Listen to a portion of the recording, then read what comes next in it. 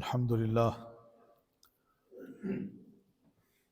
لله نحمده ونستعينه ونستغفره ونؤمن به ونتوكل عليه ونعوذ بالله من شرور أنفسنا ومن سيئات أعمالنا من يهده الله فلا مضل له ومن يضلله فلا هادي له وأشهد أن لا إله إلا الله وحده لا شريك له وأشهد أن محمدا عبده ورسوله وصلى الله تعالى على خير خلقه محمد وعلى آله وأصحابه أجمعين أما بعد فأعوذ بالله من الشيطان الرجيم بسم الله الرحمن الرحيم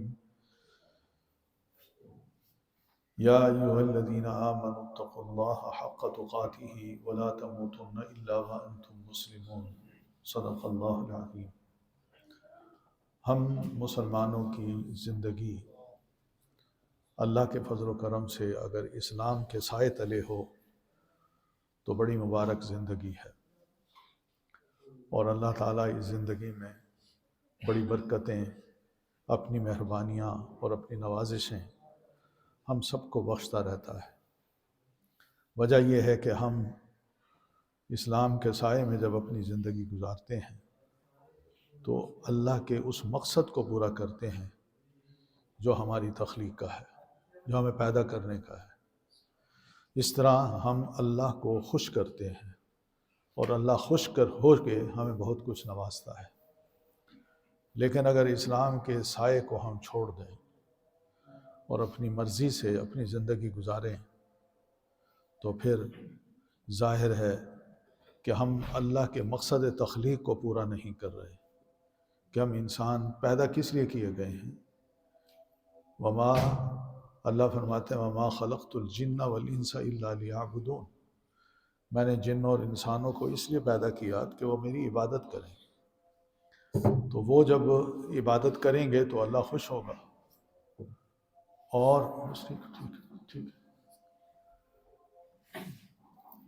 اور جب اللہ تعالیٰ خوش ہوگا تو ہمیں نوازے گا۔ یہ اصل حساب کتاب ہے جو ہمیں زندگی گزارنے کا دیا گیا ہے، کہ ہم اللہ تعالیٰ کے ساتھ کیسے رہیں، وہ ہمارے ساتھ کیسے رہتا ہے۔ جیسے اس کے ساتھ رہیں گے ویسے وہ ہمارے ساتھ رہے گا۔ اسی زندگی میں بڑی عنایتیں جو رب کریم کی ہم پر ہیں، اس میں یہ ہے کہ اس نے ہمیں ہماری زندگی میں آنے والی رکاوٹوں اور آزمائشوں اور فتنوں سے آگاہ کر دیا ہے۔ یہ اس کی بڑی عنایت ہے، کیونکہ یہ فتنے، یہ رکاوٹیں، یہ آزمائشیں اگر اللہ نہ بتاتا تو ہم ان میں انوالو ہو کے، ہم ان میں پڑھ کے اپنے آپ کو خراب کر چکے ہوتے، تباہ کر چکے ہوتے۔ اگر اس کے نتائج دیکھنا ہو تو ان سوسائٹیوں کے اور معاشرے کے لوگوں کو دیکھیے جنہوں نے اللہ کے احکام کو، اللہ کی شریعت کو، اللہ کی دین کے سائے کو چھوڑ کے اپنی من مرضی کے کام کر رکھے ہیں، اپنی مرضی سے وہ زندگی گزارنا چاہتے ہیں۔ ان کے حالات دیکھیں تو پتہ یہی چلتا ہے کہ سب کچھ ہونے کے باوجود، دولت ہے، پیسہ ہے، عیاشیاں ہیں، سب کچھ ہے، لیکن انہیں دل کا سکون حاصل نہیں ہے، کوئی قرار نہیں ہے ان کی زندگی میں۔ ہم یہاں بیٹھ کے متاثر تو بہت ہوتے ہیں کہ بڑے اچھے لوگ ہیں، خوب کھاتے ہیں، پیتے ہیں، بڑے خوبصورت ہیں، چٹے گورے ہیں۔ اور بھئی یہ مسئلہ نہیں ہے، اصل جو چیز ہے وہ یہ ہے، یہ اس دل کی کیا کیفیت ہے۔ اس دل کو اگر ہم دیکھیں تو یقین مانیں جو عنایت اللہ تعالیٰ کی ایک مسلمان پر ہے وہ دنیا میں کسی اور شخص پر نہیں ہے، یہ ایک حقیقت ہے۔ وجہ یہ ہے کہ میں اپنے خالق کو پہچانتا ہوں، میرا اس کے ساتھ ایک روحانی رشتہ ہے، وہ مجھے اپنی تعلیمات سے آگاہ کرنے کے لیے انبیاء کرام کو بھیج چکا ہے، رسولوں پر کتابیں نازل کر چکا ہے۔ اس نے کسی دور میں بھی ہم انسانوں کو بغیر ہدایت کے نہیں چھوڑا۔ جب اس نے یہ کام کیا ہے تو آخری کتاب پیارے نبی علیہ الصلوۃ والتسلیم پر نازل کر کے قیامت تک کے لیے اس نے اہل اسلام کو یا لوگوں کو یا انسانوں کو یہ میسج دے دیا کہ اگر تم اللہ کے ساتھ اپنے تعلق کو، عبادت کا تعلق ہے، اس کے ذکر کا تعلق ہے، اس کی شریعت کا تعلق ہے، یہ سب اپناؤ گے تو اس کا ایک نتیجہ یہ نکلے گا لعلکم تتقون، تم متقی بن جاؤ گے۔ متقی ہونے سے مراد کیا ہے؟ آزمائشوں سے بچ جاؤ گے، گناہوں سے بچے رہو گے، اور اپنے آپ کو نیکی کی طرف راغب کرو گے، نیکی کی طرف مائل رہو گے۔ یہ اللہ تعالیٰ کا ایک فیصلہ ہے۔ پہلے پارے میں ہی ہمیں یہ سبق دے دیا ہے، یا ایھا الناس، لوگو، اعبدوا ربکم، اس رب کی عبادت کرو، اس کا کہا مانو، اس کے بندے بن کے رہو، الذی خلقکم، جس نے تمہیں پیدا کیا۔ تو یہ اس کا حق ہے، ہم اس کے ساتھ کیوں جڑیں؟ یہ اس کا حق ہے، اس لیے کہ اس نے ہمیں پیدا کیا ہے۔ جو پیدا کرتا ہے اسی کی عبادت کی جاتی ہے، جو پیدا نہیں کرتا اس کی عبادت نہیں کی جاتی۔ مگر ہم کیا ہیں؟ ہم نے، جس نے ہمیں پیدا نہیں کیا، ہم اس کے بڑے قائل ہیں، اس کی محبت ہمارے دلوں میں اللہ سے زیادہ بھری ہوئی ہے، اس کا خیال ہم زیادہ کرتے ہیں بنسبت اللہ تعالیٰ کے۔ تو نتیجہ کیا ہے کہ ہم اپنے رب کی عبادت کا حق ادا نہیں کر رہے، ہم اپنے رب کے بندے نہیں بن رہے۔ تو یہ ہے یا ایھا الناس اعبدوا ربکم۔ پھر یہ کہا والذین من قبلکم، تمہیں نہیں بلکہ تم سے پہلے بھی جتنے اوپر کے تمہارے آباء و اجداد تھے، حضرت آدم علیہ السلام تک، ان سب کو اللہ کہتے ہیں میں نے پیدا کیا۔ یہ نہیں کہ تم عجوبہ ہو میرے لیے، تم سے پہلے کو بھی میں نے لوگوں کو پیدا کیا۔ اب پہلے لوگوں کے ساتھ کیا کچھ کیا اللہ تعالیٰ نے، یہ اگر ہم غور کریں تو کیا کچھ ان کے ساتھ کیا۔ ان میں اچھے لوگ بھی آئے، برے لوگ بھی آئے۔ ہماری تاریخ ہے پوری انسانی، اس تاریخ کو پڑھنا ہو تو قرآن مجید میں مختلف اقوام کے جو حالات ہیں ان کو ہم پڑھیں، اور ان حالات کو اگر ہم ذرا غور سے دیکھیں تو اس میں پتہ یہ چلتا ہے اس میں بادشاہ بھی ہیں، اس میں عوام بھی ہے، اس میں نیک لوگ بھی ہیں، اس میں بد بھی ہیں، اس میں سرمایہ دار بھی ہیں، اس میں غریب اور فقراء بھی ہیں، اس میں عالم بھی ہیں، اس میں جاہل بھی ہیں، اس میں مرد بھی ہیں، عورتیں بھی ہیں، بوڑھے بھی ہیں، جوان بھی ہیں، بچے بھی ہیں۔ ان سب کا ذکر اللہ تعالیٰ نے ہماری اس تاریخ میں کر دیا ہے، اور ان کو نمونہ بنا کے بعد والوں کے لیے چھوڑا ہے کہ اپنے آپ کو اگر تم سمجھتے ہو کہ میں اسلام کے سائے تلے یا اللہ کی مہربانی کے ہر وقت میں مستحق رہوں، تو پھر اپنے آپ کو اللہ سے جوڑ کے رکھو، جوڑ کے رکھو۔ اللہ سے جڑنے کا جو طریقہ ہے وہ بھی ہمارے لیے کوئی مشکل نہیں ہے کہ ہم اس کو سمجھ نہ سکیں۔ اس کے لیے ایک بہترین مثال اللہ تعالیٰ نے وقت کے نبیوں کی دی۔ وہ ہماری طرح انسان تھے، کھاتے تھے، پیتے تھے، انہوں نے بھی شادیاں کی تھیں، ان کے بھی بچے تھے، انہیں بھی تکلیف ہوتی تھی، کوئی سوئی چبھتی تھی تو ان کا بھی خون نکلتا تھا۔ وہ ایسے نہیں تھے کہ وہ انسان نہ ہوں، لیکن ان انسانوں نے انسان ہو کے اگر اللہ کا کہا مان کے بہترین زندگی گزاری ہے، تو ہم انسان ہو کے اللہ کا کہا کیوں نہیں مان سکتے؟ ہمارے پاس کون سی ایسی چیز ہے جس سے ہم نہ کر سکیں؟ اللہ وہ تو نبی تھے، ہم نہیں تھے۔ وہ تو بڑے نیک تھے، ہم برے نہیں، ہم برے ہیں، کیوں ہیں؟ کیوں ہم نیک نہیں بن سکتے؟ ہم اچھے انسان نہیں بن سکتے؟ کوئی حجت نہیں ہے ہمارے پاس، کوئی دلیل نہیں ہے، اس لیے کہ اللہ تعالیٰ نے ہماری ہدایت کا سارا سامان ہمیں مہیا کر دیا ہے۔ رسول بھیجے، آخری رسول ہمارے ہیں پیارے محمد صلی اللہ علیہ وسلم، اور آخری کتاب ان پر نازل کی، اور ان کو بتایا کہ کتاب پہ عمل کیسے کرنا ہے۔ جس دن سے آپ پر کتاب نازل ہوئی اس وقت سے لے کر آخری آیت کے نزول تک اللہ کے رسول صلی اللہ علیہ وسلم اس قرآن مجید کی تفسیر بن کے لوگوں کے سامنے پیش رہے۔ اٹھتے بیٹھتے، آنا جانا، کھانا پینا، گھر کے اندر گھر کے باہر، یہ ساری لائف کو اللہ تعالیٰ نے اسوہ حسنہ کہہ کے ہمارے سامنے چھوڑ دیا، اور ہمیں کہا لَقَدْ كَانَ لَكُمْ فِي رَسُولِ اللَّهِ أُسْوَةٌ حَسَنَةٌ۔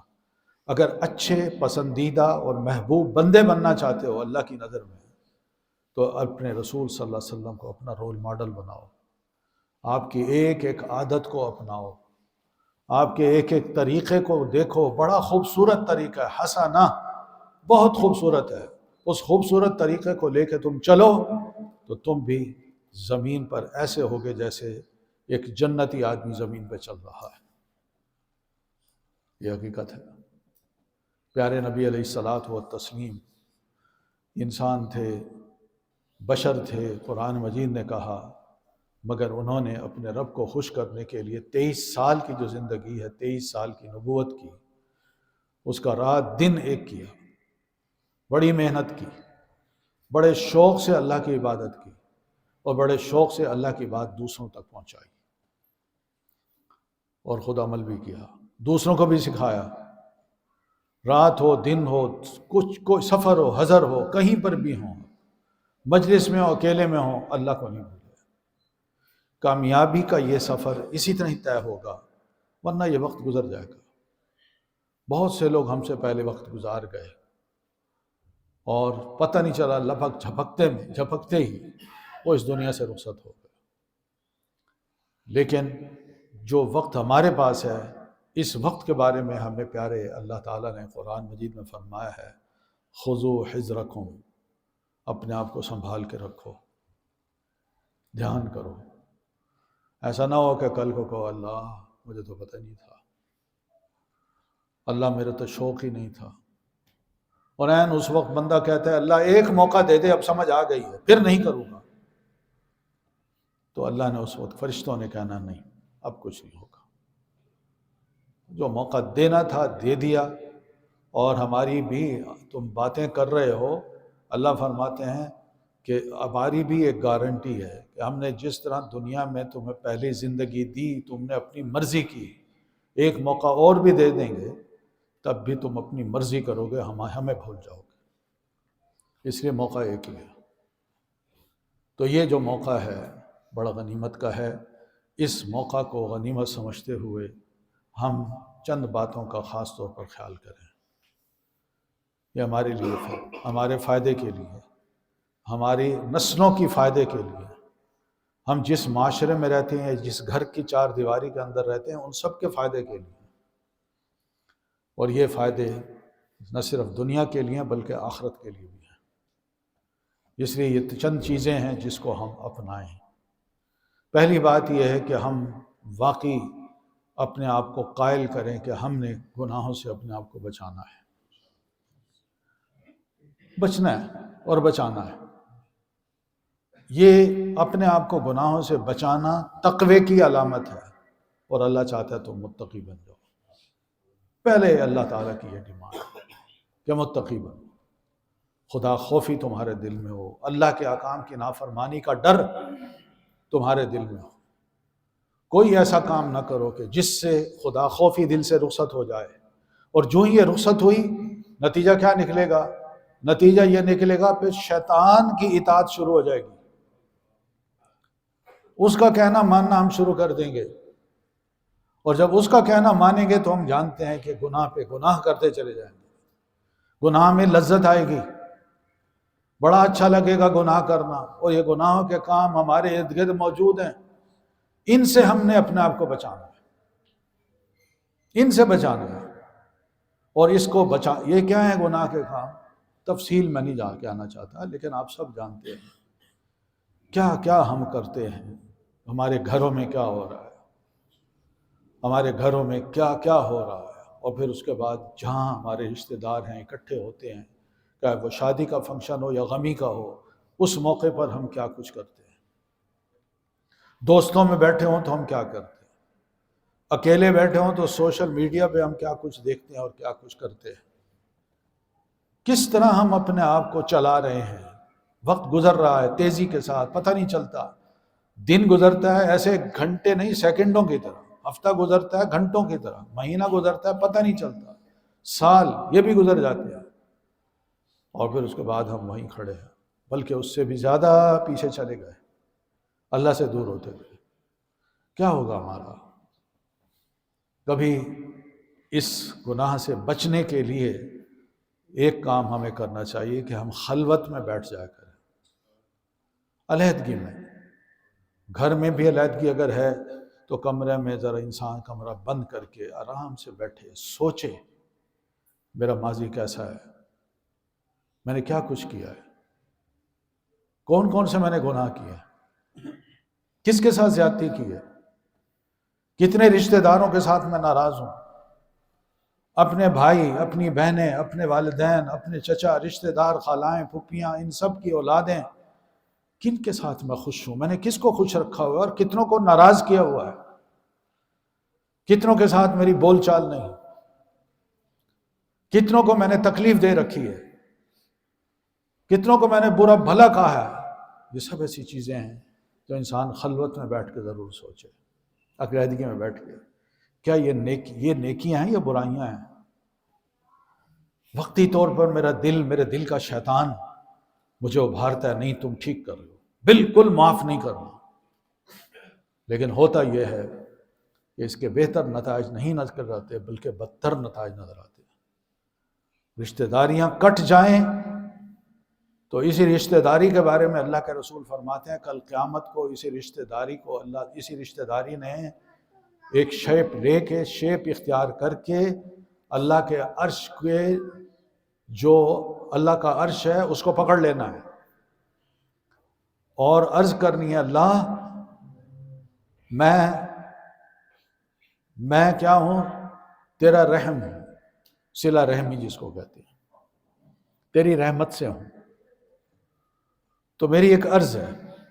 تو اللہ تعالیٰ فرمائیں گے عرض میں سمجھتا ہوں، بس ایک بات تم سنو کہ جس نے تمہیں دنیا میں ملا کے رکھا آج میں بھی اس کو ملاؤں گا، اور جس نے تمہیں دنیا میں کاٹ کے رکھا آج میں اس کو کاٹ کے رکھوں گا۔ اب دیکھیں یہ چھوٹی سی بات ہے، ہم اس کو اپنے دل کی تسلی کے لیے دل میں جگہ دیے بیٹھے ہیں کہ ہم نے معاف نہیں کرنا، اپنوں کو معاف نہیں کرنا، پرایوں کو معاف نہیں کرنا، دوستوں کو معاف نہیں کرنا، عزیز رشتے ہیں ان کو معاف نہیں کرنا، ناراضگیاں اپنا خون جلاتے ہیں، اپنی صحت پر بات کرتے ہیں، کیا ملتا ہے؟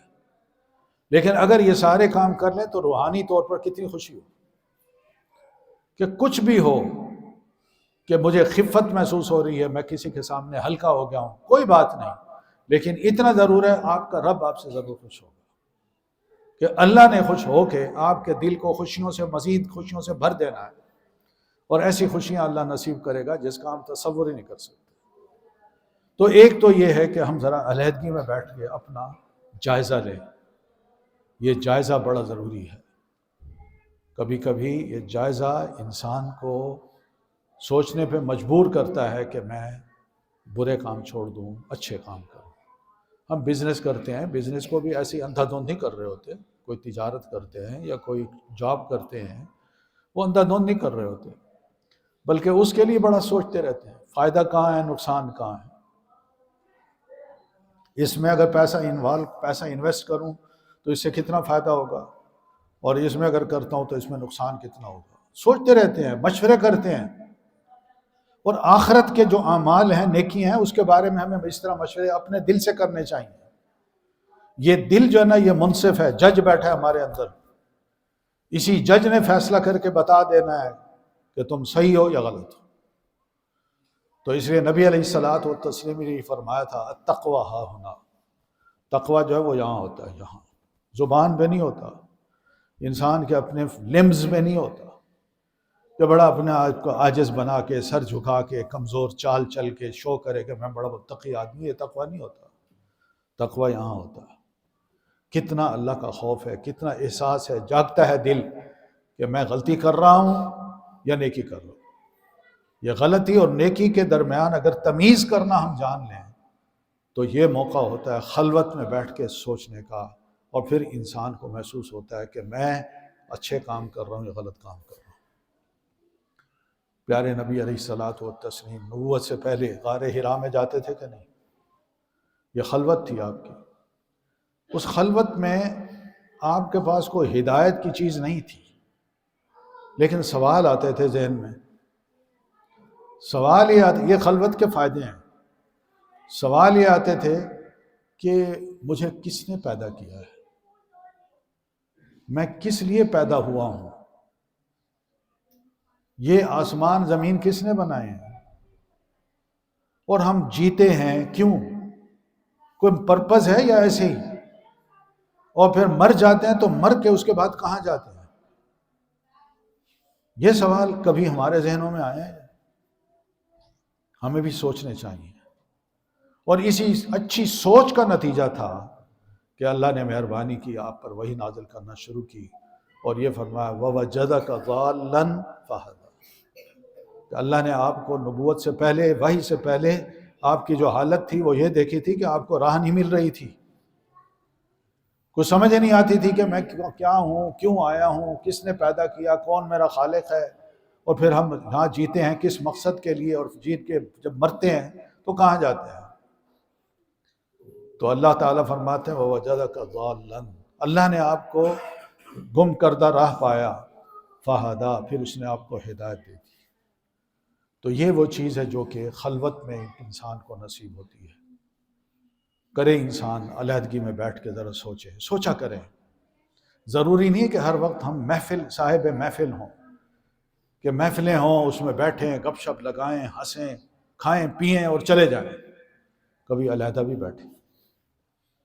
تو ایک تو فائدہ یہ ہوگا کہ اس میں ہم تمیز کر سکیں گے اپنے ماضی کی، اپنے حال کی، اور اپنے مستقبل کی، کہ ماضی میں جو غلطیاں کی ہیں اپنے حال کو درست کریں، اور حال درست ہو جائے تو فیوچر ہمارا ٹھیک ٹھاک ہو جائے گا.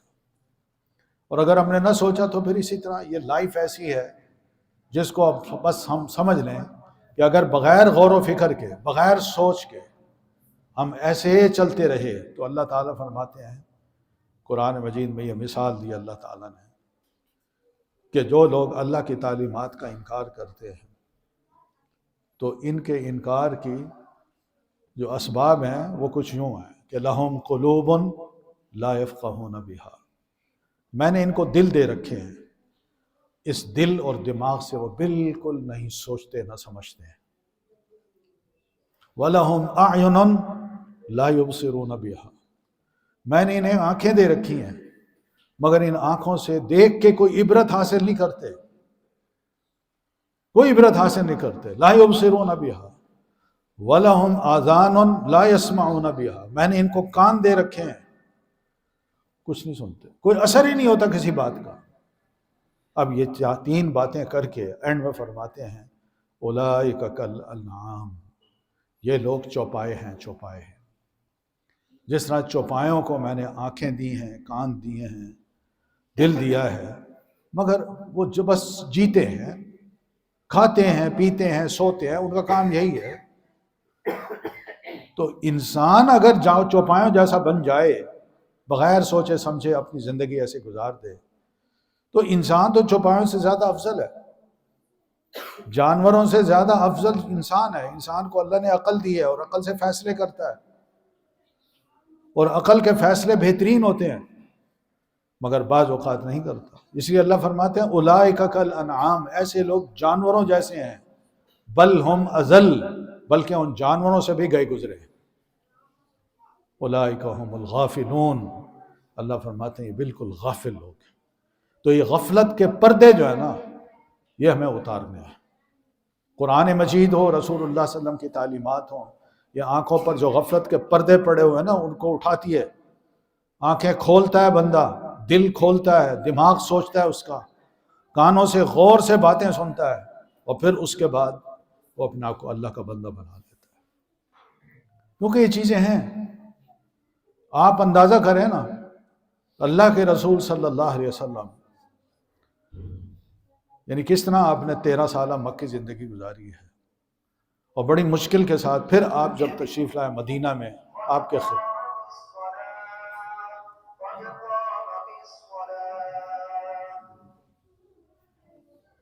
بند کر دیں اس کو، جمعے کے دن تو بند کر دیا کریں، اتنی وہ نہیں ہونی چاہیے غفلت. جمعے کے دن بند کر دیا کریں تاکہ جمعہ ڈسٹرب نہ ہو، ثواب بھی خراب ہو جاتا ہے. تو میں کیا کہہ رہا تھا؟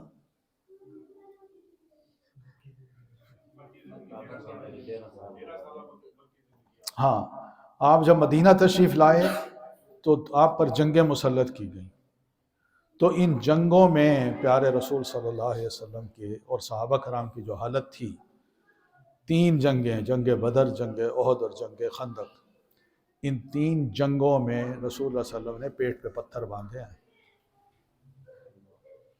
اور صحابہ کرام میں ایک ایک دو دو کھجوریں ڈیلی تقسیم کی ہیں جنگ کے دوران، بس یہی خوراک ہے تمہارے لیے، اور کچھ نہیں۔ صحابہ کہتے ہیں اللہ جانتا ہے، میں آپ کو بتا رہا ہوں اللہ جانتا ہے، وہ کہتے ہیں کہ ہمارے پیٹ پہ پتھر بندھے ہوتے تھے، سامنے کھجور پڑی ہے ایک، اور بھوک کے عالم میں ہماری حالت عجیب سی ہے، اور اس کھجور کو ہم کھا رہے ہیں۔ اللہ تعالیٰ قرآن مجید کی ایک آیت اللہ کے رسول صلی اللہ علیہ وسلم پر نازل کرتے ہیں، ثم لتسألن یومئذ عن النعیم۔ مومنو، ہم نے تمہیں جو نعمتیں دے رکھی ہیں نا، یہ کل قیامت کو ہم ان نعمتوں کے بارے میں تم سے سوال کریں گے۔ اندازہ کر لیں کیسے صحابہ تھے، کیسی حالت تھی ان کی، اور کس طرح وہ جیتے تھے، کس طرح انہوں نے خوبی کے ساتھ اس زندگی کو گزارا ہے، اللہ کی رضا کے لیے سب کچھ برداشت کیا، مگر سوچ کا یہ عالم تھا کہ دنیا باقی رہنے والی نہیں ہے، یہ ہاتھوں سے رخصت ہو جائے گی، ہم بھی چلے جائیں گے، اور جو آخرت ہے وہ دنیا سے زیادہ بہتر ہے اور وہ باقی رہنے والی ہے۔ اس لیے ان کی سوچ یہ بنی کہ عقل مندی اسی کو کہتے ہیں کہ جو باقی رہنے والی زندگی ہے اس کے لیے اس عارضی زندگی کو قربان کر دیا جائے، اور یہ عقل مندی نہیں ہے کہ یہاں جو عارضی زندگی ہے اس کے لیے ہم جئیں اور جو باقی رہنے والی زندگی ہے اس کو بھول جائیں، یہ غفلت ہے۔